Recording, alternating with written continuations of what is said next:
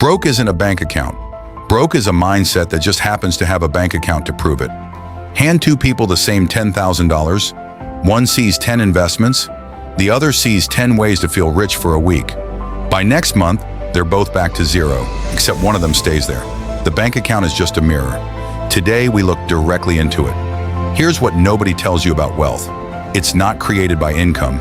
It's created by identity. Two people can earn the same salary for 10 years. One retires with a paid-off house and investments. The other retires with nothing but stories about the good years. The difference was never the paycheck. It was the program running underneath it. Poor thinking doesn't disappear the moment money shows up. It just finds new, more expensive ways to spend itself broke. A bigger income with the same mindset just means a faster road back to zero. Ask yourself honestly, when money shows up, do you see opportunity or permission to relax? Only one of those builds wealth. You've seen the highlight reel, the launch, the deal, the car in the driveway. What you didn't see was the 18 months before it, the rejected pitches, the dream built at 2 a.m. after everyone else went to sleep, the silence while nobody believed it would work, including on the hardest nights, them. If you're in that chapter right now, unseen, unproven, you are not behind schedule. You are exactly where every success story starts.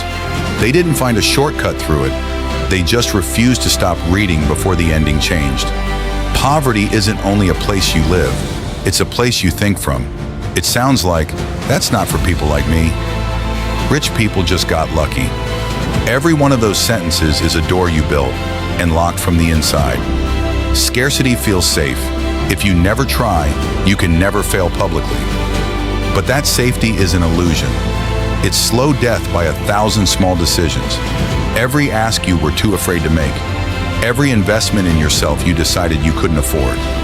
Belief comes before proof, not after. Wealthy thinking isn't about already having money.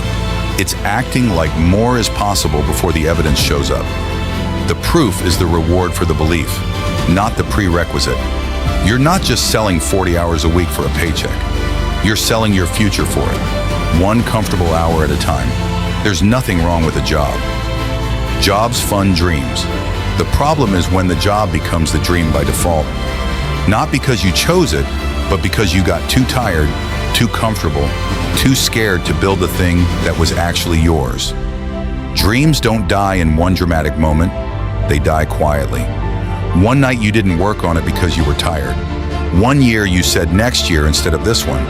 Financial freedom does not feel like freedom while you're building it. It feels like sacrifice.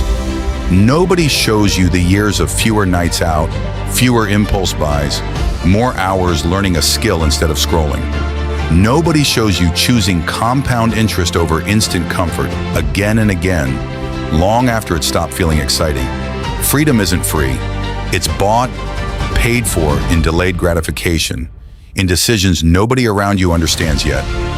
The version of you that's financially free was built by the version of you willing to be broke and disciplined at the same time. That's the actual trade. Most people aren't willing to make it. That's not a judgment. It's just the line between who gets free and who doesn't. So ask yourself, not for content, not for likes, just for yourself in the quiet.